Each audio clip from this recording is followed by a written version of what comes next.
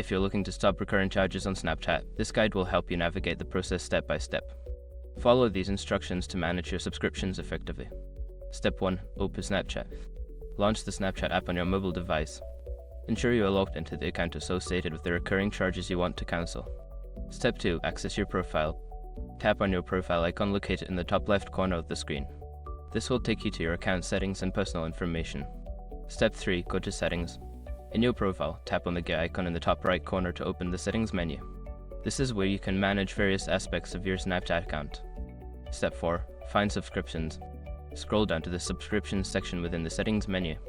Here, you will see a list of any active subscriptions linked to your account. Step 5. Cancel Subscription. Select the subscription you wish to cancel. Follow the prompts to confirm the cancellation. Make sure to check for any confirmation messages to ensure the process is complete.